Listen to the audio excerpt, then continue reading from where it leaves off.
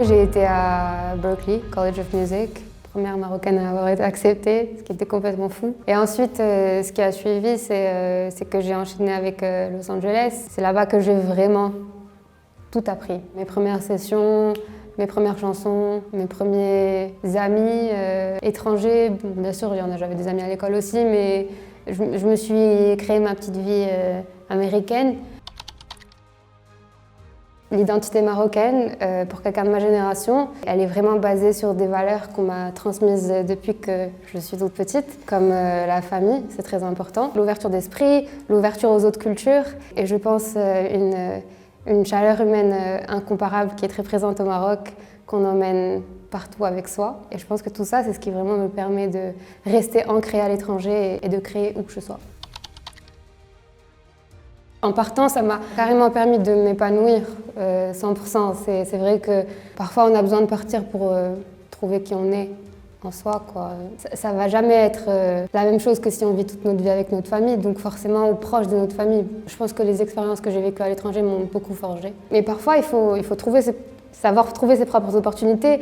Moi, quand je suis partie du Maroc, j'ai pas des parents connus, j'ai pas une famille connue, donc j'ai dû me créer mes contacts toute seule, de A à Z. Et jusqu'à aujourd'hui, c'est encore le cas. Je pense que cette facette de moi, je l'ai découverte à l'étranger.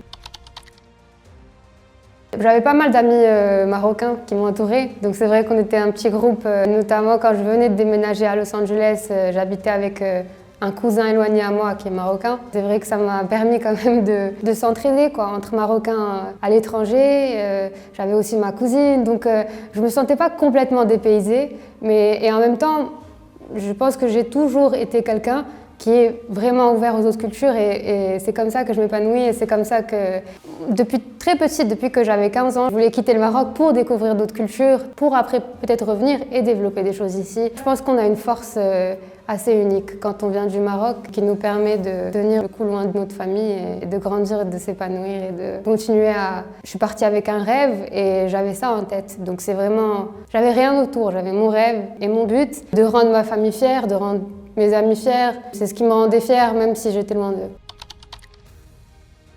Le rêve américain, faut pas croire qu'il est tout rose.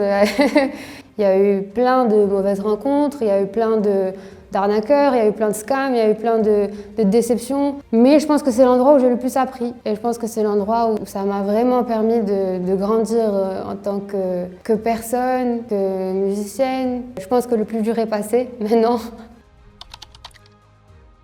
J'ai vraiment toujours voulu un nom de scène. Ça m'a juste pris un petit peu de temps pour le trouver. Et quand j'ai fait mes petites recherches, comme vous le savez, le nom Otilila, c'est un nom amazigh. C'est un prénom qui est très ancien. Sa signification m'a vraiment marquée parce que le fait que la culture amazigh existe depuis plus de 3000 ans, moi j'ai vraiment choisi un prénom qui, je pense, aussi me correspond par rapport à qui je suis en tant que personne. Dans la vie de tous les jours, comme dans ma vie artistique, je peux passer de la pop au rap, au R&B, au jazz. Et quand j'ai voulu chercher mon univers en tant qu'artiste, ça a été dur. Et aujourd'hui, j'en fais une force parce que je me dis, c'est juste être versatile. Je pense qu'aujourd'hui, j'en fais une force de pouvoir comme ça jongler entre plusieurs styles.